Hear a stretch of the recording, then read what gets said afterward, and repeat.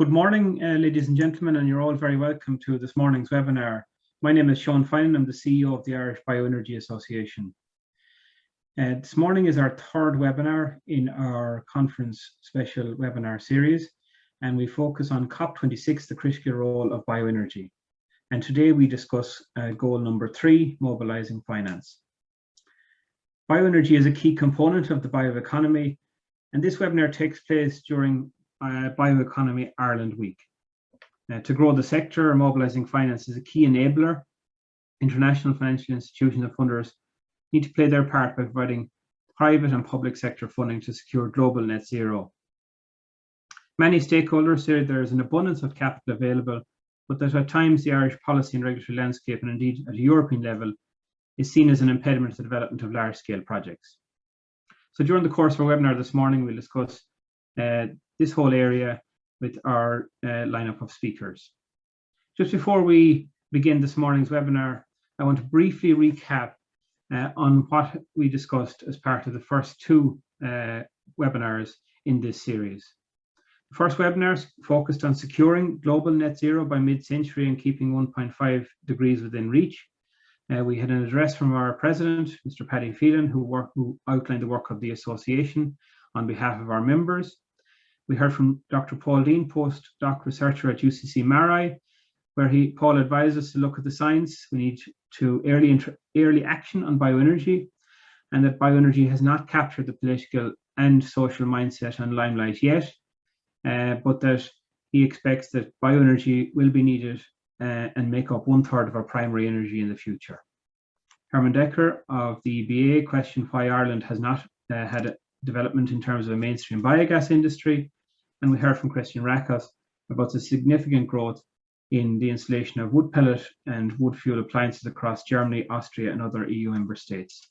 The panel discussion focused on the opportunities and the potential for Ireland, and also how bioenergy can align with the goal of COP.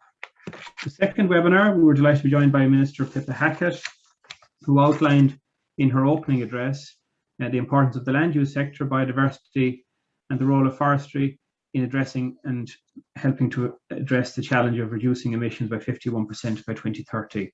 Chris Johnson from AFBI Northern Ireland spoke of the role of bioenergy crops in achieving this goal, which was adapting to protect communities and natural habitats. And then Michael Kottner from IBBK Germany spoke about the German biogas industry, the funding models, and the importance of a favourable support system to be in place in order for the industry to develop, and how that has helped the German industry to grow and progress over the years. And finally, on the last webinar, we heard from Maurice Ryan. In an interview-style chat, we discussed the role of private forestry in developing communities, enhancing biodiversity, reducing emissions, employment, and encouraging rural development. Next week's webinar will focus on goal number 4, working together to deliver. It will be in the form of a panel discussion with some key stakeholders in the industry and beyond, and full details will be posted on our social media channels in the coming days. Today we have a distinguished lineup of speakers for you. Our first speaker will be Stephen McCormack, who is the IrBEA project executive. Then we will hear from Mary Cronin from Upthink Innovation Agency. And finally, we'll have an open panel discussion or open discussion with James Cogan from the Clon Bio Group, Ethanol Europe. So I'd like to briefly introduce Stephen. Stephen is the 3C project executive with IrBEA. He has a degree in environmental science from Sligo IT and is currently undertaking his master's in environmental and sustainability through UCD. He joined the team at IrBEA in 2020, having worked along with us on another project through his role in the Western Development Commission. And Stephen is heading up for IrBEA the 3C project and working in the bioeconomy area, and indeed helping and assisting with many other aspects of the running of the organisation. So I'd now like to invite Stephen to turn on your camera. And Stephen will this morning give us an outline of his work and indeed the work of the organisation in this whole bioeconomy area, and with particular emphasis on the projects which we currently have, and dwell on some of the opportunities and challenges faced by the bioeconomy, with emphasis on broader aspects, but also on the finance area. So Stephen, over to you. I'd like to invite you to begin your presentation. Thank you. Okay, Now, just to confirm, you can see my screen there, Sean? Yes, Stephen, we can see your slides. Yeah, perfect. Thank you. Okay, so thanks to Sean for the introduction. So my own name is Stephen McCormick, and as Sean said, I'm Project Executive with the Irish Bioenergy Association. It's great to be able to join you here for the third webinar in our COP26 focused webinar special. And this week, as Sean said, we're looking at goal number 3, mobilising finance. Now, given that it's Bioeconomy Ireland Week 2021, we'll of course be looking at this goal through the lens of both the bioeconomy and bioenergy space.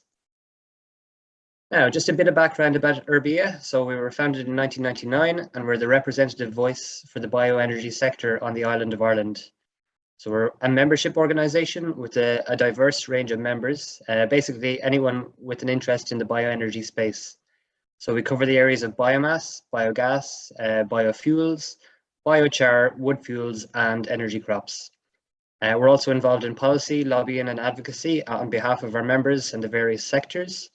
And we're largely funded through membership contributions, as well as a number of research and demonstration projects. Now these include the administration of the Wood Fuel Quality Assurance Scheme, a European Innovation Partnership project looking at small on-farm biogas demonstration, a soon to begin Just Transition funded project looking at bioenergy businesses and development in the Midlands. And then finally, the Biochar project, the 3C project, which I myself am directly involved in. Now, if you're interested in finding out more or becoming a member, I'd encourage you to visit our website at irbea.org.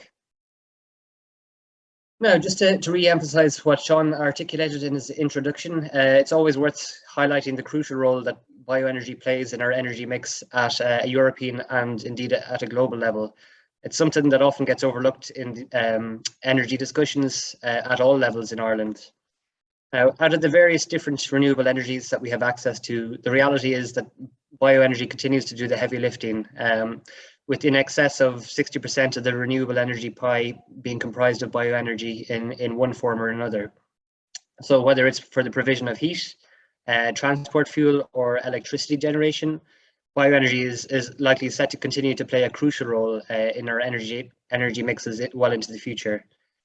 Now, with the upcoming COP26, it's worth noting that the IPCC highlight the role that a well-managed bioenergy sector can play in limiting global temperature increases. So whether it's through afforestation and reforestation efforts, the use of energy crops, the deployment of bioenergy systems with carbon capture, or the use of organic residues to produce energy, the IPCC forecasts the inclusion of the various types of bioenergy in our future fuel mix for the first half of the century, essentially at least. So the panel recognised that the bioenergy represents the largest current contributor, as I said, and it's likely to remain that way for at least the first half of the century.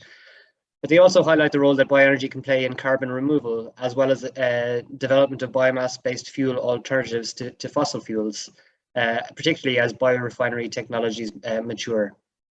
They also highlight the complementary role bioenergy can play alongside the food and fibre and forestry products sector. But it's a sector that will require investment and support and the right policy measures in place to ensure continued sustainability.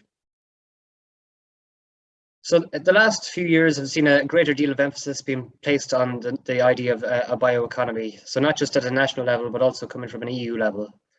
And what is it exactly, and what does it mean, and how does it differ from the circular economy?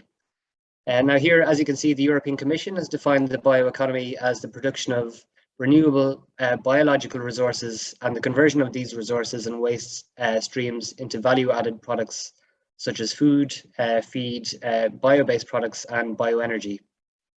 Now, while that one sentence can seem quite simple in description, the reality is that the bioeconomy can encompass a huge variety of different areas and sectors. And in reality, we're only just beginning to really strengthen and develop its potential. At a very basic level, it can be considered as the use of bio-based resources. So from our forests, our farms, our landscapes and seas, from our waste streams and residues, and then turning them into useful products, services, compounds and chemicals, food, fibre, and of course, energy. And this approach can shift the narrative from the traditional take, make, use and waste linear economy model to one of a circular bioeconomy approach that can prolong the use of bio-based materials allow for multiple potential uses. It can valorize wastes and residues. It can minimize waste out of a system. And perhaps most importantly, it allows for sustainable production and consumption. Now, I'd like to show the two images here pictured as a good graphical representation of the change required from the linear to a circular and then onto a circular bioeconomy model. And then, of course, given that it's Bioeconomy Ireland Week, it's also worth highlighting the work being done by central government in recent years to progress the sector with actions from the Bioeconomy Implementation Group and others helping to set policy drivers, acting as enablers, and indeed rolling out the National Bioeconomy Forum. Now, in terms of bioenergy's role in growing the bioeconomy, in practice, bioenergy and the bioeconomy are intrinsically linked, and there are any number of touch points where the two can coexist and indeed are wholly complementary. So there exists a so-called cascading principle for the bioeconomy, where the emphasis is placed on the extraction of any materials or novel compounds from a residue prior to the remnants then being used for production of bioenergy. Now, as we know, bioenergy sector encompasses a wide range of different forms, different technologies, and in many cases, the various co-products can coexist within the same supply chain or processes. Now, bioenergy is currently acting in a very important role in developing solid biomass supply chains. And these supply chains will be the basis in the future for this material to be utilized fully by the bioeconomy to produce innovative products. And then in advance of this fiber potentially finally being utilized as a bioenergy source. Now, another example, the production of biogas can have at its focus the generation of biogas or biomethane, but it can also be focused on waste treatment or reduction. But then you also end up with a digestate, so a substance which can be used to replace chemical fertilizers. It can also offer sources of bio-CO2, which from recent news headlines we know has extensive uses across a range of sectors. The area of solid biomass, so be they dedicated energy crops such as willow or forestry and timber production residues. So these offer potentially flexible valorization routes for different side streams. So whether that's in providing us with construction timber to build our houses, abundant sources of lignin to be converted into other products, or perhaps the extraction of chemicals such as salicylic acid from willow. So the growing and sustainable management of biomass has a role to play within the bioeconomy. It's also worth noting, as evidenced by the recent Renewable Energy Ireland 40 by 30 report on renewable heat, that the use of biomass can allow for the generation of high temperature process heat, something that may play an increasingly important role as the development of biorefineries becomes more commonplace. Now, biofuels is another obvious area that interfaces with the bioeconomy. So whether that's allowing for value add for the likes of tallow, fats, oils, and grease for the production of biodiesel, or if it's using dedicated crops for the production of bioethanol. Now, James's company is a true example of this in Hungary. So purpose-grown crops to produce multi-product lines in the forms of animal and human protein and fiber, as well as valuable biofuel in the form of bioethanol. So this helps give value to waste material, produces a renewable fuel, and helps to decarbonize our energy systems. And then we have the areas of biochar. So this is the sector I see as intersecting neatly between bioenergy and the bioeconomy space. Now, in case you're not familiar, biochar is produced from thermally converted biomass in a process known as pyrolysis. It produces a high carbon content material that can then go on to be used in a huge variety of different products and services. There are also the co-benefits of thermal energy produced, as well as an extremely stable long-term form of carbon, which can essentially allow the carbon being produced to be sequestered. Now, the topic of biochar brings me neatly into a few examples of the projects that IrBEA are currently involved in that straddle these joint topics of the bioeconomy and bioenergy space. So the 3C project, which stands for Creating the Circular Carbon Economy. So it's an Interreg Northwest Europe funded project with a specific focus on the areas of innovation. Now, the project is aimed at enabling the development of biochar-based products and services across the 6 participating countries. We are currently running a 3C professional development course for SMEs and entrepreneurs looking to enter this space. And we hope to run it again next year to new entrants. Now, being Interreg, it is funded through the European Regional Development Fund. And it's through funding programs like these that I and many other people like me manage to get involved in these types of projects. And they can offer valuable means for organizations to get involved in interregional development and cooperation. Now, while we're on talking about biochar, the wider biochar sector continues to see rapid development, and this is only set to increase in the coming months and years. Now, a good case in point is just last week, a German company called Made of Air made headlines with the announcement that they received, I think, 6 million in seed funding to scale up their biochar-based enterprise. Now, if you weren't aware, they make biochar-based thermo and bioplastics, which enable essentially any products that they make to become effective carbon sinks. And then just this week, we saw Takachar, an Indian biochar-based startup, win the newly launched Earthshot Prize for tackling air pollution in India. And then also this week, Joe Biden's White House issued a statement as part of National Forest Products Week, saying that they were proposing investments in sustainable and innovative uses for wood waste materials in order to produce advanced biofuels, biochar, heat and power. And this includes sustainable aviation fuels and other sustainable biofuels. Now, there are growing levels of research and development into where biochar can be applied.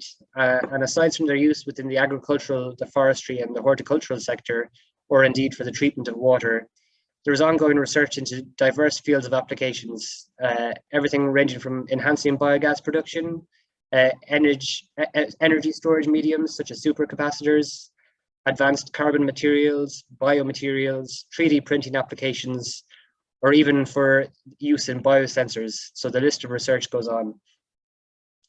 Next up, then we have the European Innovation Partnership project for the Agricultural Productivity and Sustainability Small Biogas Demonstration Program.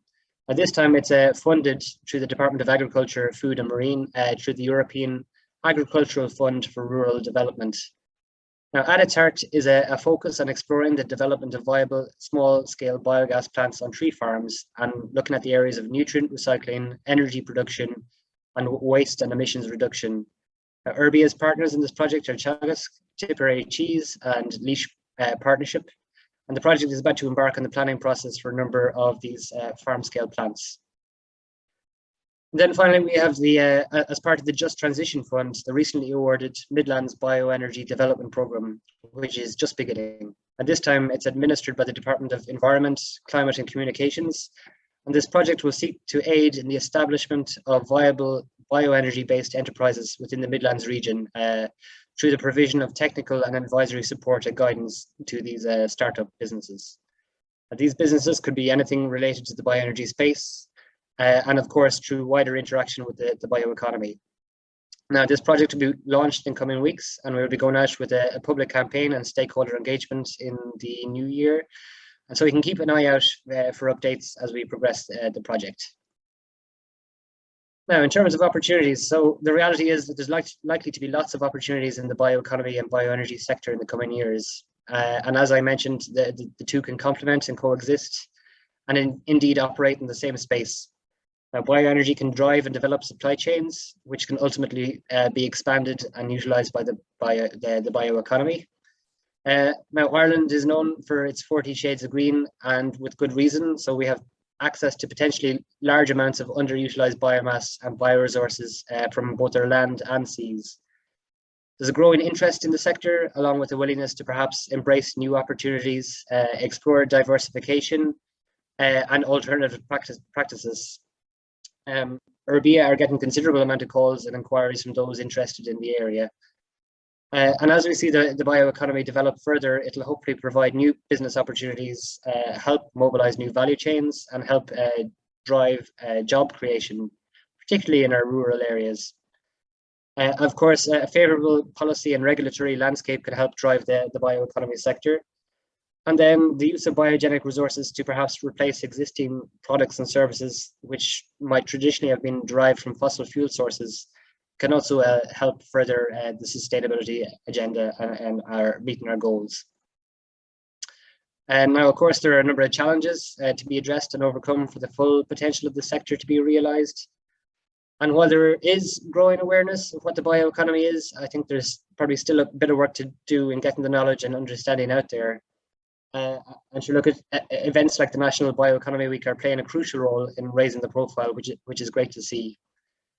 Now, as a sector of the economy, it can actually be quite broad and diverse in terms of potential resources, products, and indeed stakeholders. And that can be one of the challenges.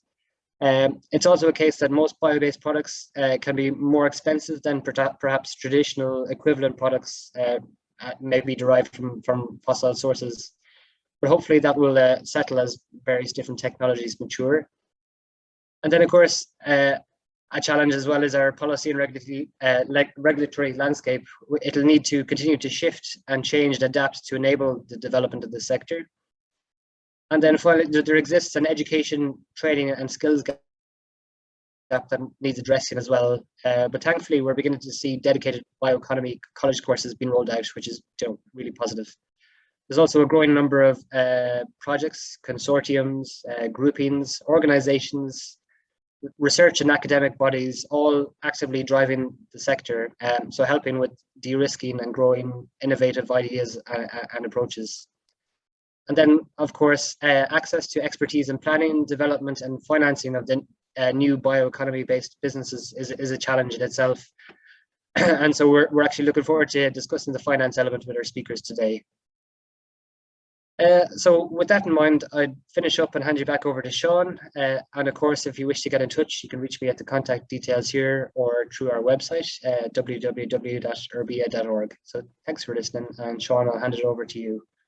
Very good. Thanks very much, Stephen. I think you've given a very good outline of the work of IrBEA and our important role as a key stakeholder in terms of the bioeconomy and the development of the sector.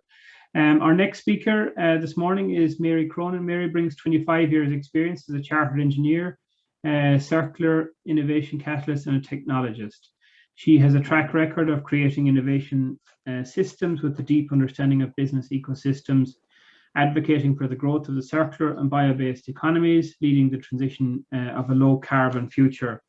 As a technologist, she combines her expertise with innovation and design to create scaling opportunities, enabling organizations and ecosystems to transition from linear to circular. Mary established Upthink Innovation Agency in 2009, facilitating organizations, accelerating ideas, unblocking circular and bioeconomy opportunities, and developing economic growth in addition to creating positive environments and social impact. And Mary will give us an insight into the opportunities, the challenges, and her work in the bioeconomy and finance area during our presentation this morning. So I invite Mary to share your slides, and thanks very much for taking time out of your busy schedule, Mary, to join us this morning, and we look forward to hearing your presentation. Thank you, Sean.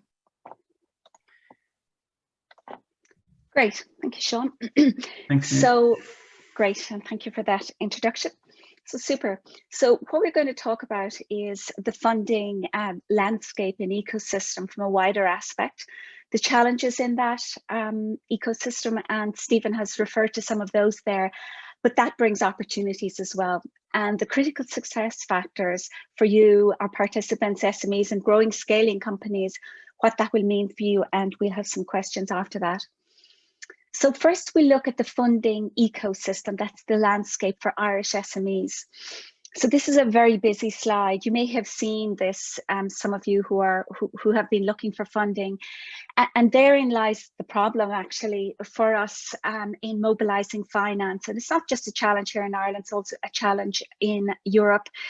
We have a lot of players and we have a lot of funders. On the left-hand side, you'll see the science-led players. We have technology centres. We have a lot of SFI research centres like the likes of Bioenergy, and they're well funded, and there's fantastic research work happening within those. And then we have the likes of DAFM and the government departments who are doing great work, but they also have funds within each of those departments. And the likes of Teagasc and Bioenergy are within those. If you're an earlier stage company, there are a lot of accelerators who really, with the earlier stage companies, are probably better funded than our scaling companies. So by scaling companies, I would mean maybe from about 2 million to 10 million and upwards. Okay, so maybe we'll just talk about for a moment the funding life cycle and how it happens, just so that we're all on the same page about this. So initially, when we look at the funding life cycle and we identify these opportunities. R&D startup funds would come from the founders themselves, people like business angels who would invest in early stage companies. You have corporate venturing, you have accelerators, who I'll talk with James with after this. Then you have venture capital. Venture capital doesn't really kick in until really you have traction, you have customers, and you've established a market need. And then we'd move into grant bodies, which that's our public money. And we'll talk about the combination of why we need the combination of both public and private money. Then we have finance, watching the time here. Then we have private equity, when we're really growing and developing from a maturity aspect, debt and working capital. But I imagine a lot of the people here today would be in this, what I'm going to call this gap scaling element here that I've highlighted. So this is just another variation of my previous slide. So you pre-seed, you startup seed, and that really runs to, in the bioeconomy, in the bioenergy space, really 2.5 million. Now, it's a very different space. I worked in tech for 15 years and would have developed large-scale enterprise software as a technologist. And funding that ecosystem, even 20 years ago, the system was only building and starting. It's really a bit like where the bioeconomy is now. And it has accelerated quite quickly, and we're quite advanced from a technology aspect on the funding landscape. But for the bioeconomy aspect, the challenge is in bioenergy is that it's high capital upfront costs, which is a challenge. From a private investment aspect, private investors in Europe and Ireland aren't really investing. They don't understand the terminology. They think it's too high risk. It's upfront capital cost with a longer term return of investment. So I've highlighted the post-seed stage because you can get set up, you can get the funding. There's quite a bit of Enterprise Ireland funding there, and Science Foundation Ireland, other funding, even from a European aspect. But really when you're at the 2 million upwards and you've got your idea and you've got your biorefining, your pilot, and you really want to scale that, that can be that's where our companies are stuck. And we did a study on mobilizing finance over the last couple of months, and believe that if we could move these companies, some of you who I hope are listening, and finance these in a much quicker aspect, then it could really help from an ecosystem and from a government and the CO2 aspect. So some of the challenges that I've mentioned there, but also Stephen has mentioned earlier, and this is just at a high level following our study, and this has been, there's a number of studies from a European aspect, access to finance studies been done. So the funding ecosystem is difficult to navigate. And what I mean by that is if you're an SME and you're coming in, you're looking at, you could talk to Enterprise Ireland, you can talk to DAFM, and they all have individual funds. Now you could come to people like me, and you could go to the accounting houses, the likes of Cantor Fitzgerald, and you go to Irish Bioeconomy Foundation, and certainly help navigate. But a lot of SMEs who are really busy and stretched don't necessarily have that would have to do a lot of legwork to actually navigate that. Within the grant systems, in a consortium, they're complex and they can be onerous and time consuming. And then a mid-sized SME doesn't necessarily have the time to be going through all of this. There's a lack of private investors. Now, there's not a lack of private capital. There's actually quite a lot of private capital, and I'm a part of HBAN, and the capital is out there, but they're not investing in the bioeconomy or bioenergy.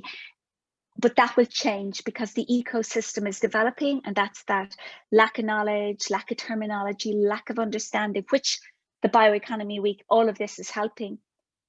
We have a risk-adverse banking system. So one of the challenges is for SMEs is if they decide, and they may not know what alternative mechanisms are, they may go to their bank, and that could waste quite a bit of time because banks don't typically understand this area either, or they don't have the funds to lend from a 2 million upwards. However, I'll talk about this in a few minutes. There is the strategic bank, and there is in TMA, ISIF as well. and then lack of in-house financial expertise, which I think a lot can be done with as regards training and knowledge, and that to develop that, really to move SMEs up that curve much quicker. We talked about regulation and policies. Stephen's touched that as a barrier, and really we need to shift these regulation and policies really to enable private investors to come in, because they see that we're not taking the risk if the regulation and policies are there. So it's a bit of a catch-22 situation, those tax incentives. And we really need to incentivize our private investors to co-invest with public money. We can't have just all public money, because public money, well, certainly there's a lot of public money coming down from Europe, from a Green Deal and from a number of funds, but we need that private investment. And interestingly enough, for North America, there's a lot of private investment going into bioeconomy and bioenergy, but we need to encourage that in Europe. A lack of shared common language, and that's really around terminology. What is biotechnology? You know, Stephen talked about biochar, biomass, and even waste as a resource, and talking about waste as when I'm talking to clients about how we can turn that waste into a revenue stream and change business models. And especially even from a landfill aspects, and our landfills are full. Distribution of risk. So a lot of SMEs would feel that they're taking a lot of risk. I talk to a lot of founders, and you know that they have their own capital invested, but it's all on them as such. I mean, there's public funds they can get, and there's consortiums they have joined, but really that risk when moving from fossil to green needs to be shared more from a public aspect as well. And you know, I talk a lot to departments about this, and there's agreement there.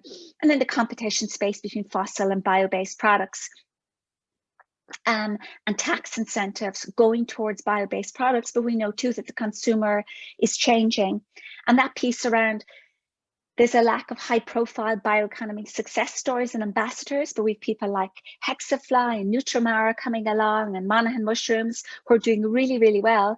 But we need more of those to build investor confidence, to build that ecosystem, and it's cyclical.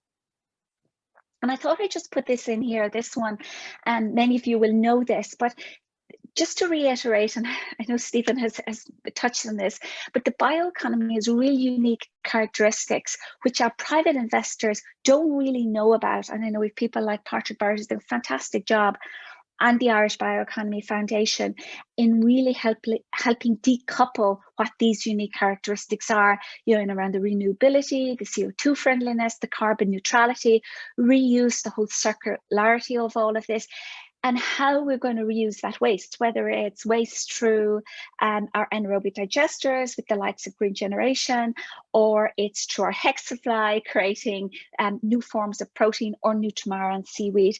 We've a lot of opportunity, and therein lies a lot of great investment. So if you're in the space where you've been struggling for a couple of years, or business has been static, for 10 years, then now is the time. And we see a lot of investment funds like BlackRock and Goldman Sachs investing in ESG funds, and they are switching and migrating from fossil to green. Now they are interested in return of investment, and the return of investment is longer, but they see opportunity. So for you unlocking funding opportunities, private investors have the capital to invest, but the challenge for us in Ireland is access to that capital. It's not that we don't have capital, it's our ecosystem isn't set up to get the capital through fast enough to our recipients and to our SMEs. Public-private partnerships, there needs to be more of this. Our private investors aren't going to take that upfront risk. So we need that public investment to de-risk this, and that's our regulations and our policies. There's a lot of consortiums, but when we spoke to SMEs over the summer for our report, they didn't necessarily know how to get in contact with the consortiums, and really building partnerships will be the way to go. Our bioeconomy ecosystem, when I talked to Filippo, that some of you may know, in the Irish Bioeconomy Foundation, it's a maturing system. And Filippo would say, you know, it's agri and food have been around a long time. It has been, and the food systems in Ireland are established, but developing to in new ways, new bio-based ways, new bio-based consortium ways. So it is maturing, and I guess under the bioeconomy umbrella, what comes under that, like energy and biogas, and what systems are within that umbrella. It's, look, you know, well known from an education aspect. We need more not only on the technical end. So I come from both a technical, a finance end, and a business modeling end. We need to aggregate all of those. So we need that deep domain expertise that, you know, the IrBEA guys would have, but that would be within biotechnology and the bioeconomy. But we need to cross that over and help people to really develop business models, and that can create revenue models that are more sustainable. That might have been, for example, in the biofuel industry for the last 10 years was really, it was tough. So there's an education piece there, and that education piece I think is important within SMEs who can't afford necessarily to maybe to have a CFO, or who have a CFO but who are stretched, maybe pooled CFOs. There are other ways around, you know, that financial expertise, regulations and policies, distribution of risk, which the private and public partnership, and the competition. Consumer behaviors are changing, and we see that they want to buy bio-based products, they want to buy sustainable products, but at a price. So that's the price point that we've struggled with in bio-based for a number of years. But I think that's coming right, and I think the time is now, and the markets are seeing that. And you'll see that with BlackRock, and you see that with Goldman Sachs and the new funds that are coming on. But likewise, we need to build our SMEs much faster and build national bioeconomy champions. So I'm going to give you a very high level overview of Irish public funding and bioeconomy and European. To put together a table, this is not for you to read now, but certainly it's on my website, or you can come back to me on this. So Irish public funding, you get it through Enterprise Ireland, who do funding like Green Startup programs, Green Plus programs. They have a number of consultants running through there, and they're per company, depending on the size of the company. They're all year round. Then you have the EPA, who have individual calls, but also green enterprise funds that's promoting the whole circular bioeconomy solutions right across from plastics, food, waste, and bio-based. And it's something like, depending on the call, but it's 100K per project. Now, this wouldn't necessarily be if you're trying to scale up that pilot or that demonstration project that you need 2 million for. The Climate Action Fund is an interesting fund, and it's run by Department of Environment, Climate and Communications. But Department of Agri are very involved here as well. And Patrick Barrett has been a great advocate of these funds, a great facilitator. So it's 500 million is available, and it's 10 million per project. And it's really supporting that growing and developing, building and climate change mitigation. And that's an annual, I think it's around call, that's around March and April. Then we have the Just Transition Fund. Stephen mentioned that, I think, as well, and what IrBEA are doing is really interesting with that, focused on the whole Just Transition plan. Some of this is aimed at the Midlands region, focusing on upskilling employment projects and green enterprise. That's funding of 11 million, and there's a call out once a year. Now, you need to watch for these funds as well, or to know when these funds are coming up. Then with the Disruptive Technologies Innovation Fund that's been around for a while, and that comes under the National Development Plan. That's the 2018 to 2027. And these have rolled over from 2020, like Horizon 2020 has now moved on to Horizon Europe. So I guess the key message here is there's a lot of funding out there, accessing the funding. It's about making sure you get the right funding for your product or service and the right technology. You can waste an awful lot of time going after small funding. And as a part of HBAN, I've seen people come into HBAN, and you know, all you might get from HBAN is, say, for example, it's really beneficial. Maybe if you're a tech company, you might get 25 grand, you might get 250 if, you know, a consortium is pooled for that.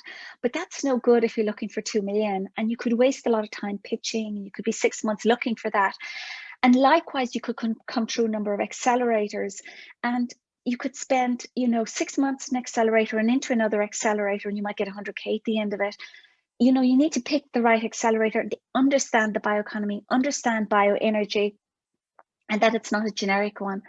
Likewise, European public funding, Horizon Europe, that's moved from Horizon 2020. They're large-scale funds and funding large-scale international projects, research, innovation and technology projects. And this is where collaboration partnership is really important.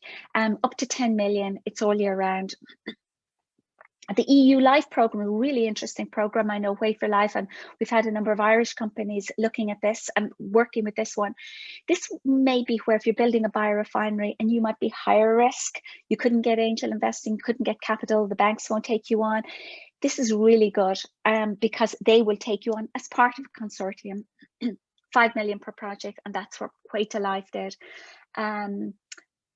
BBI is probably one of the largest funding consortiums that's funding a lot of the European SMEs, and they're giving 70% funding. So it's part of the bio-based industry consortium, and certainly a lot of work being done in BioEnergy in UCD. They're doing great work. And there's a lot of links around how to build those consortiums. 20 million per project, and it does take time to get through on a consortium. So you might be talking about maybe 18 months to 2 years to really, by the time you get your funding. But if it's a pilot project, you'll need to do that in stages. So the reason why I pulled this slide together was just to say there's a lot of technology centres and SFI centres that have been funded that are out there who want to talk from an academic and a research and innovation aspect to you guys, to industry. And I think there could be a lot more academic and industry collaborations. I work with Bioenergy. I work closely with UCD Energy Institute. They're doing great stuff. We run I run a decarbonisation and circular accelerator out of there. MARI, Irish Bioeconomy Foundation, doing great work there. Circular Bioeconomy and cluster as well. Enterprise Ireland are part of all of these, technology centres in SFI. But the key is that you need to hook into them. You need to see what they're doing and see what sort of research they're doing in the bioenergy, biomass space. But you need to reach out to them. It's just an example. I've just pulled one out. Horizon Europe, that was Horizon 2020. So it's a 100 billion research innovation program, largest multinational collaborative research and innovation in Europe, and if you look here on the right on Horizon Europe, it's European Research Council, Marie Curie, research infrastructure, global challenges. They have quite a number of challenges, and it's open innovation.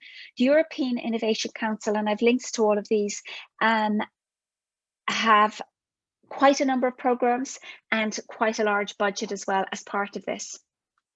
And, you know, in the end of the day, this is where the money is coming through, and we're part of this. So it's about tapping into this and accessing it.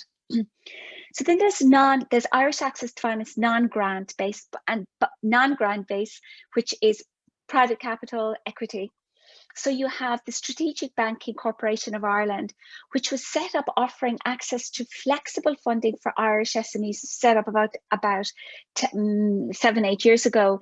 So they lend to partners like the likes of AIB, Bank of Ireland, and they have a number of schemes that you may know of, like the Future Growth Loan Scheme, the Brexit Loan Scheme, SME Growth Loan Scheme. And the idea with these is they're longer term loans. That's one. And secondly, there's a National Treasury Management Agency.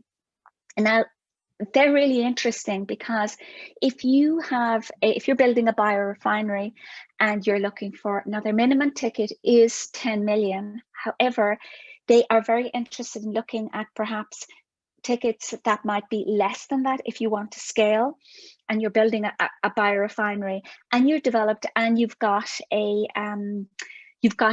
product and a market and customers, and they are a state body. They work also, they have an ag tech fund with Finistar, venture capital company. And so they're also would be interested in talking to you guys, SMEs, growing, developing your product. So European access to funding. So here's just put in, there's a number, but I put in the European Investment Bank and ECBF. Now I know ECBF, and we've talked about this, Stephen and myself before this, and Sean.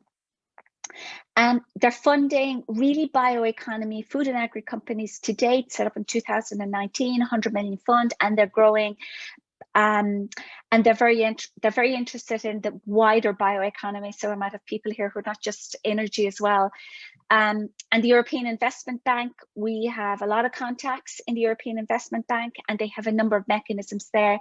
Minimum amount 7.5 million for investment projects and 15 million through intermediary. Now, there's lots of other funds, and they have a lot of other possibilities within the European Investment Bank, and certainly James is going to talk about that later. So just for a moment to just check the time. Just with all of those, when I'm hearing companies pitch and look for funding, there are critical success factors, whether you're a smaller company or you're a growing company. And these are some of the main key critical success factors that I look for. You know, first of all, that you've got a quality product, you've tested the market, you've validated that market, and that you know who your customers are and your future customers. You build a strong brand, and you know what your brand is about. And that whole brand piece, when I listen to North American companies pitch, you know, it's really how they really pitch their brand is just unique. And always thinking about building that brand, whether you're a smaller SME and growing and looking to scale. A key part any funder will look for is that you have an experienced team. If you don't have an experienced team, you fill the gaps. You say, okay, we've our tech guys, we've our guys who's scaled, we've somebody who's already grown a company, maybe in another market. And the other piece is about scale and ambition. You know, they're not always looking for, you know, want to maybe, you know, a smaller company. There is that ambition part where you are looking to grow and scale. And James will talk about that strategic piece, which is really interesting about growing, scaling, and developing. That you know your market, and the whole competition piece, that you understand that your product is defensible against other competition. So that means you're significantly different to other companies out there. You're not just another Me Too company, otherwise you'll just get swallowed up. And a key part of funding is that you have a network, and that you're growing your network, and that you're touching base with people who've raised funds. So I know even when I talked to a number of companies for our report that we've done, they said, look, the only way is we got lucky. We found somebody who knew somebody who funded us, you know, who's our main backer. It shouldn't be about luck. In the ecosystem, we're developing and growing our ecosystem, but you do need to do legwork, and you do need to find people out there who've done it before, been successful, even in different markets. I've worked closely with biomedical guys, and I'm always talking to people in other markets and what they're doing. Collaboration, partnerships. If you don't collaborate, you need to. Really important to be talking to IrBEA, Irish Bioeconomy foundations, and people who are networking within this whole ecosystem. And you've got to understand this funding ecosystem. I think I'm experienced on this, and even when I'm updating my slides from, you know, Horizon 2020, you know, I'm still learning, and I'm learning from all my clients that I'm talking to, and it is a co-creation process. It's not straightforward, but you need to understand it. So I've just put some very key high-level funding guidelines here. So when you're going looking for funding, you need to know the funding type, just checking time. Funding type, are you looking for public, private, or a combination of consortium? If you're looking for a consortium, what type of consortium, or can you raise the funds individually? It takes longer, or you might have a backer, you know, the likes of Nutramara or some companies talk to, you know, they've already have a founder who's actually investing, and that's driving tech, that's driving a lot through. Got some public funding as well. Grants, so who's the funding body you're looking at? Do they match your product, service, and technology? You could waste an awful lot of time looking at a funding mechanism that just doesn't meet your needs. What are the funding terms and rates? What costs are eligible? Is it large, small, or overheads? And then what's required? So in your pitch deck, you know, the key things I look for in the pitch deck are, what's the problem you solve, for whom? Is the offering clearly differentiated from your competitors? Who are your team? And your team are really, really key. And investors are going to look at your team. Are you resilient? Can you drive it through? When have you driven execution through? And execution is one of the areas that's missing quite a bit from Irish companies and Irish SMEs. And you know, having execution experts on your team, even if it's adjacent market or an adjacent field, is really important. What is the revenue model? What assumptions are you making about your revenue model and your funding model? What's your ask? If you're looking for funding, specifically, what is the funding for? So you need to have all that figured out before you come to somebody or talk to somebody who knows about this. And then how long will the process take? One of the areas is that, do you have the time required for that process, and how much will it cost? It's an expensive process, and for stretched SMEs, you need to think about, well, do I go with a consortium? Who has the expertise, or can I do this alone? Very difficult to do it alone. What support do you need? Is it third party, a cluster facilitator? And Irish Bioeconomy have got funding for IrBEA, Bio, and that's cluster funding, which is very interesting to look at. And I'm going to finish up now. The markets are really changing. So I'm really looking at, you know, whose funds, what are the funds, where are the funds out there? And I've really seen over the last 2 years how the market for financing, circular and bioeconomy, are taking off. You look at the Ellen MacArthur Foundation, you look at what they're doing in BlackRock, in Goldman Sachs. They're building funds for circular and bio, and that means there's more capital and dedicated to the area. However, we need to tap into it. We need to build our Irish ecosystem in the same way that we've built our tech system. So that's it for me. So if you've any questions, Sean, I hand it back over to you. That's great, Mary, and thanks very much for your very comprehensive and detailed presentation. And no doubt you have a lot of expertise and knowledge, and anyone that requires assistance in this area should make contact with you.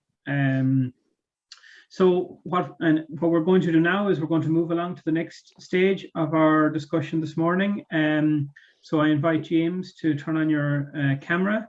So James Cogan is an industry and policy analyst at Clonbio Group. His expertise is on EU climate, innovation, economic development policy. He's currently working to support the introduction of climate-friendly E10 petrol in Ireland. He's a member of the private sector mechanism of the UN Commission on Food Security and represented the World Climate Ethanol Alliance as partners at the UNFCCC at COP24 in 2018 and COP25 in 2019. And James will be attending COP26 next month. He has worked for the European Commission and its partners on innovation finance and innovation project development, and is a key an important member of our organisation, the Irish Bioenergy Association, and also heads up our transport grouping within the organisation. So James, you're very welcome this morning. Thanks very much for joining us and taking time out of your busy schedule to be with us. Maybe before we go into the conversation, I will invite Mary to join with me in terms of the conversation with yourself. But could you just give us an insight into Clonbio Group, the company, and your own role and what you do? Yes, thanks, Sean. Good morning, everyone. So Clonbio Group is an Irish group that's active in the bioeconomy, very active in the bioeconomy, and the core product of it, the main product of it, is ethanol. Ethanol as a substitute for petrol, as a climate-friendly renewable fuel. Clonbio was founded about 11 years ago and started trading about 9 years ago, and produces about 500 million litres of ethanol per year at its plant in Hungary. And the reason it's in Hungary is simply because there's a lot of corn produced in Hungary, and that's our feedstock for making the ethanol. So very active in the bioenergy in Europe, and investing in bioenergy in Europe, which is the subject of this conversation today, really. And we're also very active on investing in non-energy parts of the bioeconomy. So anything to do with processing biomass into materials, nutrition, energy, anything else. So we've got lots of kind of process and product streams, as well as the ethanol itself. I work on policy and media relations, but also on new project developments, because apart from kind of producing lots of ethanol and selling it, we are also in the middle of a very intense investment program of several hundred million euros, where we're building improvements to the core processes and also building both add-ons, which are non-energy related, and also some standalone projects that have nothing to do with the main one. So I work on that with the group. Very good, James. I think you've given a very good summary of your company, and I saw for firsthand myself the work of ClanBio Group when I visited your plant back in pre-COVID times in Hungary, and it's a fabulous facility and a true example of the bioeconomy, and it's a credit to you, the founders, and all of the investors involved. If I could just start the conversation by asking you to maybe outline to us how ClanBio is funded. Maybe just give us a background to that. Yeah, sure. So the company was funded originally at, it was founded in 2008, 2009, which was the time that the Renewable Energy Directive was created or written and signed. And the Renewable Energy Directive created the potential for very large markets in replacements for diesel and petrol. And the replacements for diesel and petrol are biofuels. And so in the search for renewable energy niche to invest in or to get involved in, our founder plumped for ethanol in order to produce lots of ethanol in response to the Renewable Energy Directive. And when you're producing energy, you have to do it at scale. Energy is a commodity. You have to produce lots of it, and you have to produce it very cheaply, because commodity markets are very competitive, and they're not tolerant of, you have to compete on price, and you have to be able to survive on price. So it needed a couple of €100 million to get it up and running, and that was financed. And now, in theory, there was a business case for it, because the regulatory environment, the regulation had created a market for all this new energy. And then anybody who did the calculations could figure out that there was going to be need for dozens and dozens of new biofuels factories in Europe. The finance, however, didn't come from Europe. It came, about a third of it was, personal equity put in by the founders. Another third was by a firm in the US that was going to be involved in building the plant, and another third from US development banks. So the finance was primarily came from the US, which is paradoxical given that the plant was being built in Europe as a European asset in response to European legislation. So does that already says something in itself about how the financial, the finance context in Europe. As it turns out, even though the business is extraordinarily successful, had we known then what we know now about the regulatory environment in Europe, we probably wouldn't have done the project. I wasn't around at the time, but the founders wouldn't have done the project. They'd probably done something else. And in fact, it was the only large biofuel investment in Europe at the time, despite the introduction of this huge piece of important legislation. And we're seeing the same thing again. We've got a Renewable Energy Directive that has been updated. A new the RED2 was applied this year, and then we have RED3 in discussion for 2030. And they, in theory, would create an environment in which one could, fund 100 biofuels plants for advanced biofuels, and yet there are virtually no biofuels projects being developed on the back of that legislation. So the legislation is highly dysfunctional. That's not to say that it's impossible. In fact, within a dysfunctional regulatory environment, there are opportunities, and really a big part of our kind of job is being good at deciphering the regulatory environment and knowing where those opportunities are and knowing how to survive in it. So in that context of RED2 and RED3, biomethane is definitely a very strong candidate and something that's bankable. And we might come back, James, on this discussion about the regulatory area just maybe later on. Could I remind our participants this morning that there is a Q&A tab at the bottom of your screen. If you would like to post a question to any of our presenters this morning or any comments, feel free to post it there. If I could bring you in, Mary, because your organisation and company works with organisations similar to James's in terms of this area of finance. And maybe have you any, has James's contribution so far triggered any questions that you would like to ask James in terms of this particular area? Yeah, I think it might be very interesting for our SMEs to hear about who ClonBio are investing in, James. What kind of companies? Yeah, okay. So we are investing in SMEs, that's for sure. And they can be anything from, you know, one person with an idea to something more mature, you know, so, you know, bigger, more mature firms. And it's quite broad. Anything from, you know, like anybody out there who knows the business of fermenting crops and producing ethanol would know whether or not they were relevant in terms of being some kind of innovation in our process and the technologies that we use already. So that's definitely, they're always candidates, people who can improve what we're doing. But also add-ons. So what can you do with vegetable oil, with starch, with sugars, with proteins, with or any of the derivatives of those? And then possibly even things that are nothing to do with that at all, but are to do with, you know, proteins and processing of, you know, bio-based feedstock into, for the most part, we think nutrition is the biggest area in terms of bioeconomy growth. So biotech for producing, for, you know, smart foods. And so we look at lots of, yeah, go ahead, sorry. How does that process work then, James? So if I come to you, I'm an SME and I'm looking for, you know, looking to see strategic partnership opportunities, who do you have, who does one contact if we are in the audience? Yeah, there's, well, me for starters, and we have, you know, we've 2 or 3 people who work on the kind of first contacts with, we'd be out scouting, for instance. So we go to events, we look at the trade press, we look at,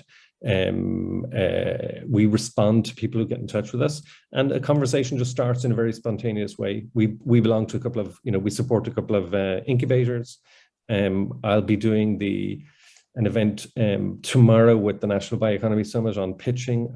I did one a couple of weeks ago in Brussels with the BBI, and that for us is very interesting because it's a way of seeing who's out there and engaging with them. So yeah, any way at all. But the first, just get in touch, come forward. And those incubators, what incubators do you support, or do you specifically maybe from an energy aspect? Well, from a bioeconomy aspect, we support Hatch. Okay. So we're definitely one of the key supporters in Hatch, and we have, you know, at least one project has, apart from supporting it in an arm's length way, so just making financial resources available to it. One of the Hatch projects has become a key investment for us in the last year. Yeah. Maybe a last question before I hand you back to Sean is, so pipeline is always a challenge, you know, it's been a challenge in tech right across the board, but in bioeconomy, it's more of a struggle because it takes so long. So what's any thoughts around pipeline? Pipeline of early stage companies and building early stage companies. So, or do you struggle with getting pipeline? I don't think so. I mean, well, I guess we're kind of opportunistic insofar as we don't have a very specific strategies. But if we come across something that's interesting and inspiring, well, then we just go with it. So it's yeah. Okay. Great. Thanks very much, Mary, and thanks, James. And maybe just, we have one question in the chat, which I could post there to you. To James and Mary, are there opportunities, funding or pilot opportunities for technology which can boost biogas production by 30, 70 or potentially 100%, i.e. double output depending on feedstock and treatment? So I don't know, is that an area of expertise, James, which you would I mean, that's definitely something we look at. Yeah, we have, you know, 4 large biogas plants in the group. And so clearly, any technologies that improve how they function are of interest. And just you would encourage this attendee, or indeed any others that have innovative technology solutions, to potentially get in touch with you. I know that when I was in Hungary, you were currently, or at that stage, commissioning your biogas plant, and I think that's up and running now, is it? Or? It's up and running, yeah. And I mean, when you were there, we didn't know what we were going to do with it. We built it kind of on spec, and then as now it's up and running at full capacity, and it's displaced a lot of the gas that we would have previously taken from the grid. And that, as you can imagine, with gas prices as they are today, you know, it's very quickly paying for itself. It's a very successful project, yeah. Okay, and we have two questions in there from Norman, but we will come back to them in a couple of minutes on specifically on the biogas industry in Ireland, and also about the Midlands Bioenergy Development Programme. So we'll come back to them in a couple of minutes when I bring Stephen in. So maybe just to follow on the line of questioning that you started, Mary, and thanks for your inputs. Can you maybe outline, James, your experience with Horizon 2020, LIFE, and other national EU grant schemes? So have you had any involvement in those, and what has your experience been? Yeah, so yeah, I did. Before I worked with ClonBio, I was deeply involved in Horizon 2020 and LIFE and other you know, national and European grant schemes. So the quick answer is, if you've no other access to funding, you have to do it. You have to go through those, but their constraints are huge. So you've got to find a scheme that suits you, and that might only happen every 18 months, if any. And then you got to dedicate a month of the life of a very good person to doing the application, and you've got to put up with partners that you might not want to work with, and then you've got to stick to a plan that mightn't suit you. And so there are huge constraints. And for instance, you know, I won a Horizon 2020 grant a couple of years ago, or we did in ClonBio, but we eventually gave the money back because we couldn't operate under the constraints of it, and the scheme itself wasn't flexible enough to suit us. But then we were in the position to be able to survive without that funding. So, you know, there are pros and cons with it, yeah.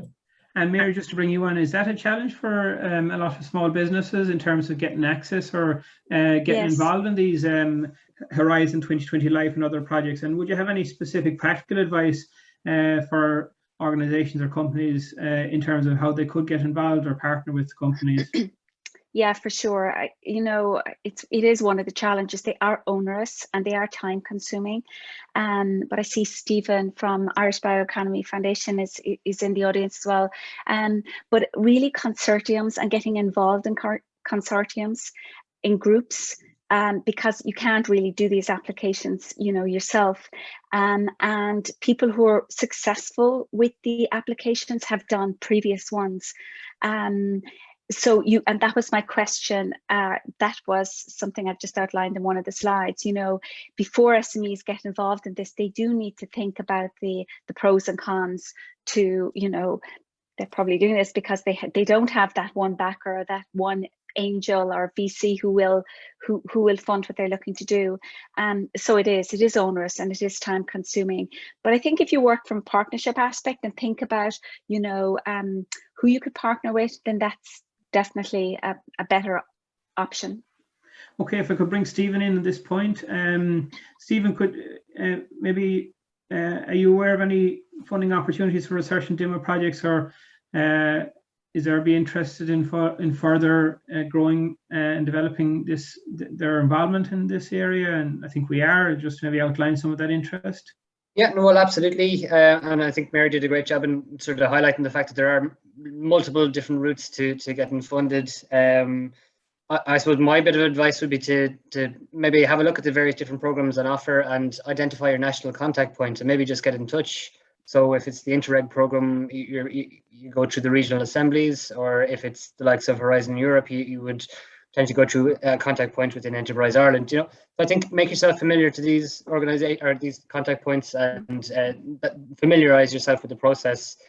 I know from my own experience, I suppose, would have been predominantly through the Interreg program, and I've worked on 3 different Interreg funded projects. And the reality is, they are a great way of getting, for small organizations in particular, to get a body of work done. So whether it's paying for 60% of staff time for administration, for getting project officers involved in a body of work. There's the whole transnational cooperation side of things that, while it may suit some, it mightn't necessarily suit other organizations. But for us, I find interacting with like-minded counterparts across different parts of Europe is invaluable, and it's done in kind of a collaborative approach. And there's a lot of lessons to be learned from our European neighbours. And look, at my experience of the Interreg process in particular has been extremely positive, and I probably wouldn't be employed if it wasn't for them, truth be told. They also get PhD students and research topics funded, so they are very valuable. And yeah, I would encourage people to engage with them if they think it's a good fit. Okay, and just a follow-on question on that, Stephen, for you. IrBEA has been involved in a number of research and development projects, but that is leading to the establishment of businesses. A lot of research and development projects, probably once they complete, at times they don't progress any further in terms of the establishment of businesses and the further development of product lines that might have been explored as part of the project. So can you just give a couple of examples of maybe some of the follow-on assistance that these projects have provided to the IrBEA members through the work on the projects? Yeah, well, I suppose when I started on the Redirect project, which again was looking at biochar, that was maybe 5 years ago, there was little to no biochar production in Ireland at the time.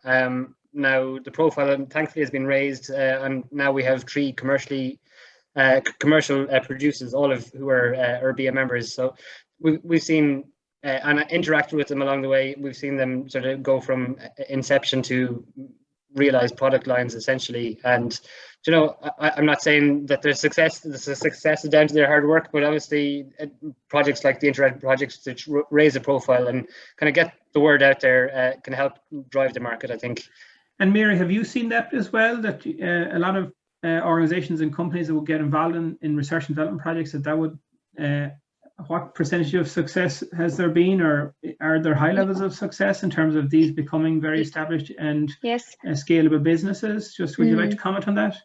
Yeah, I'm not sure about the percentages of that, but I think that we could do more from a research and development, research and industry, academic and industry partnerships, because I think there's value to be had both ways. There's value from a research aspect that we're actually researching those pain points that are within industry. And I think from an industry aspect, they have access to people who can actually be focused and look at that. So there's certainly a lot of research happening.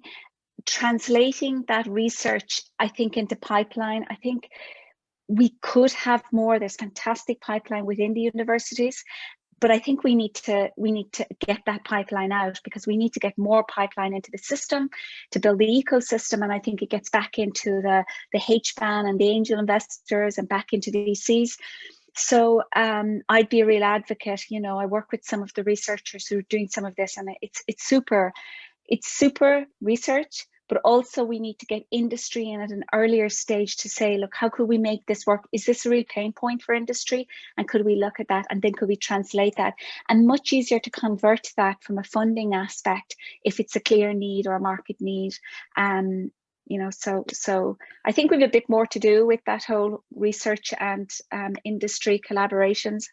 Okay, James, if I could bring you in on that point then, and I see you've answered a question from Sean in the chat there. Around getting in touch, and indeed anyone that's interested in getting in touch with you, I'm sure you'd be happy to discuss and talk to them.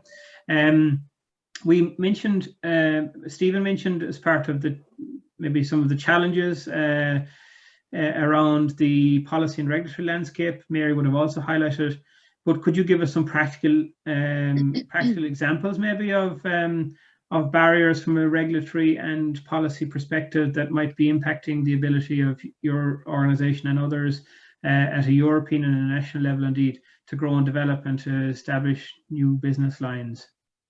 Sure. Well, at a European level, and a lot of the kind of sentiment in Europe, in Brussels, has been kind of transmitted out to the member states.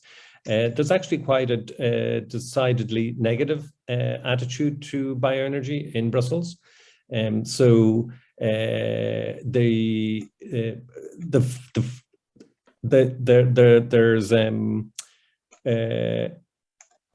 let's say an intense focus on the things that could go wrong, and therefore a kind of being defensive about it before it's even had a chance to be tried out.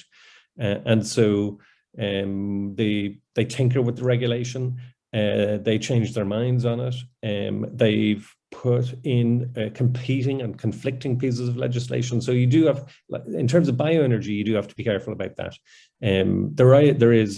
There's huge funding available for bioenergy. I mean, the last 10 years, the European Commission has spent 700 million euros on advanced biofuels funding, grant funding. So it's absolutely massive. There hasn't been a huge amount that's come out of that, which again says something about the effectiveness of the policy. And if I could just ask you, James, to focus maybe at an Irish level, there seems to be a blockage as well, and a mindset, maybe an anti-bioenergy mindset among some of our policymakers and political establishment. Would you like to comment on that? And I'm going to be brutal. I mean, the thinking about in Brussels and Dublin is coming from, I think, a kind of community of people who don't understand that for human beings to have energy, for human beings to eat, for human beings to have goods and materials, industrial things have to happen, and you can't be precious about it. You have to let those things happen. It's no good if we just have things that are made in other parts of the planet where we can't see what's going on. It's much better, actually, if we're doing things locally. So, for instance, we produce a lot of bioenergy in Europe. We produce it in an extraordinarily sustainable and clean way. We generate massive incomes for farmers, and we keep the value add in the region. We're one of the biggest contributors to the exchequer there. We've allowed the kind of region around where we operate kind of to flourish. Those are all positive things about that come from industrial development, and bioenergy is an important part of industrial development, and we should have lots more of it. The mindsets of the people who do the policy are people who are kind of anti-industry generally, and that's all very well if you don't need, if your livelihood doesn't depend on it. But most of the population in most countries depend on the kind of the health of industry in the country and the amount of industry that's actually conducted within the country. And bioenergy is, it's got to be a huge and growing part of the energy system with the reduction in fossil energy. It can't not be, and it would be foolish for Ireland and for Europe to marginalize it and to essentially have it take place outside of Europe, which is what's happening. Okay, and I think that came very clear in our first webinar, which we had on the first COP goal. If I could bring Stephen in there, just a question from Norman in the chat. Which counties are covered by the upcoming Midlands Bioenergy Development Programme? So Stephen, could you just elaborate on that, please? Yeah, there's 8 eligible regions that are within the just transition catchment area, essentially. So it'll be covering all 8 of them. So those counties would be East Galway, North Tipperary, Kildare, Offaly, Laois, Roscommon, Longford and Westmeath. So okay. Yeah, Central Midlands. And we do hope to launch the project in the coming weeks. So we will be sending out an invite for that launch. We're in the process of planning it. So we'd be happy, Norman, to engage with you further. And you can feel free to send us your contact information in the chat if you would like us to get in touch with you regarding the project and provide further information. And then if I could take your first question, it was for biogas from AD in the absence of feed-in tariff in Ireland. What is the viability for AD, and which feedstocks and which sectors are for front runners? So I suppose if I could give you just a very brief background, IrBEA and CRE, we put together our policy paper on the mobilisation of an Irish biogas industry back nearly 2 years ago at this stage. We set our ambition around the 1.6 terawatt-hour target, which was contained in the Climate Action Plan, the older Climate Action Plan, the one which is now going to be replaced by the new version in the coming weeks.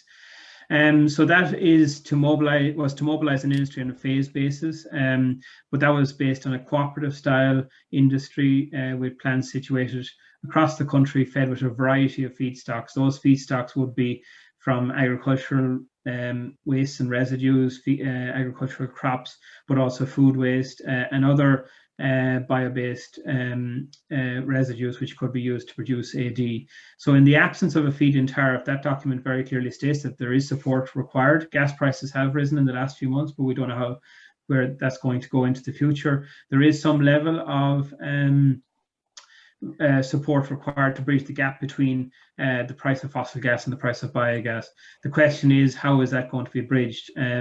And what we're hearing is that the government and the department are favouring more market-based measures and market-based supports compared to exchequer-based supports, which we would have heard from last week from Michael Kottner in Germany, that was the basis for the German industry to roll out over the last 20 years, were exchequer-based supports. So by market-based supports, they're talking about potential obligation schemes, biofuels obligation scheme being extended, the renewable heat obligation scheme potentially being introduced, and that's currently out for consultation. So again, with the topic of our discussion this morning, it's very hard to know how this is going to play out from an industry development perspective when you are dependent on investment based on an obligation scheme which would be rolled out by the government, and that depends on what shape that scheme takes and how it is actually implemented. And it remains to be seen the appetite by investors to actually provide funding for projects of this size and scale from those types of measures. We fundamentally believe there should be some sort of an exchequer-based support mechanism to get the industry up and running. And once the industry is up and running, then it could move to other different forms of potential supports. But to answer your question very briefly, there will be some need for some support to bridge that gap. Technology is expensive in this space, and the cost of money and interest rates are quite high at that development phase. And then there's a variety of feedstocks. The EU Commission in a recent report highlighted that Ireland has the greatest potential across any of the European countries for further growth and development of the biogas industry. So happy again, Norman, if you would like to get in touch to discuss that further. And James, if I could bring you in on that particular area of biogas, what do you see as the potential for an Irish biogas industry? And we are about to finish up. We will be finishing up in the next couple of minutes. But if there are any final questions, please post them in the Q&A tab at the bottom. But James, if you could maybe give your concluding remarks, and then I go to Mary and Stephen by just maybe commenting on what you see as the opportunities for an Irish biogas industry here, and where you see that going into the future.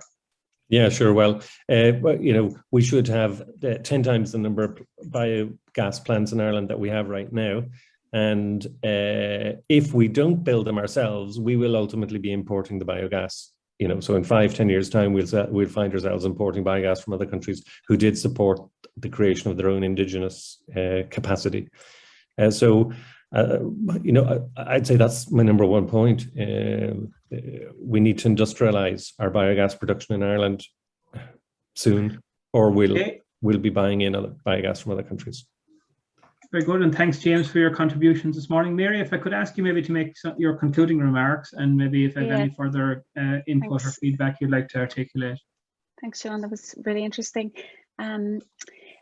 I guess the key part is in and around building, and what we're doing now as part of the Bioeconomy week, but building out the ecosystem and the consequences. Like I was saying, 20 years ago in tech, it was similar to the bioeconomy. And that's, helping people understand what the bioeconomy is. And even what James talked about, just from a legislation and a regulation aspect, we need that regulation, we need that policy, we need people to understand and policymakers to understand what the knock-on impact is and are. And likewise, that will have a knock-on impact on private investors and people investing in the space. And as well as that, a lot of the biorefineries are not urban, they're built in rural areas, helping build the whole, communities, both from a community, a Midlands aspect, but also helping people from a societal level. So it's really building that ecosystem. I think it's important that we pull that together. Our funding mechanisms are disjointed currently, and I think there are ways to develop that out, and that can be done. Okay, thanks very much, Mary, for your feedback. Stephen, if I could ask you to make your just final comments you'd like to make, or concluding remarks.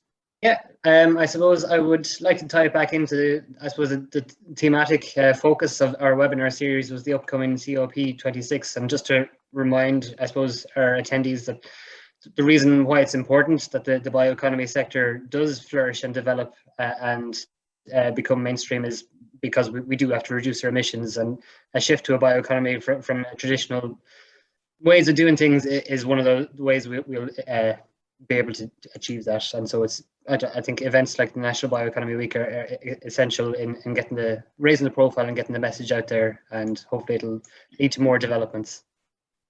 Okay, thanks very much, Stephen, for your input. So just to conclude, I see there's two maybe more comments than questions have come in the chat. So Patrick, the hesitancy with legislators probably relates to unintended consequences through environmental degradation, e.g. biodiversity, and optimum land use policy. So it is a big area, but it's one that under the Renewable Energy Directive is very strictly governed, the bioenergy sector, and obviously takes account of the sustainability of the sector. So it's a challenge, but we feel as a sector and industry we can assist and help in terms of growth and development of biodiversity and reducing that environmental degradation.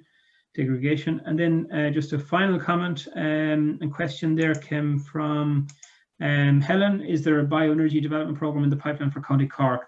So just to give you a background, the Irish Bioenergy Association applied through the Just Transition Fund. So the bioenergy development programme that we have developed is for the Just Transition counties, but there's no reason why we couldn't potentially look at rolling that out to further areas of the country if it was to be successful and we were to be able to identify organisations and businesses that we could help and support through technical guidance and advice. So happy to discuss that further with you, Helen, if you'd like to get in touch with us. But predominantly our project is a Just Transition area focused project, so it's focused on the Just Transition counties.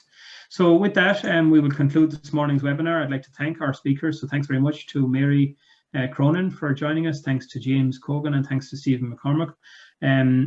I'd like to also thank all our attendees this morning. We had a nice attendance this morning, and indeed thank you for your ongoing attendance. We have a lot of repeat people that join us, and indeed new people at each webinar as well. If I could also encourage you to keep an eye out on our social media channels for next week's webinar and register for that, and it'll be the last in our series, and we do hope to do something in early November from COP to see what actually is taking place in terms of discussion. I think we're going to discuss that with James as well in the next, as part of his attendance at the event. So I'd like to finally just conclude by thanking Teresa O'Brien, who works behind the scenes from an IrBEA perspective to make sure this all runs smoothly and is organised. So thanks very much, Teresa, for your work and efforts in terms of making this run smoothly. So we concluded that.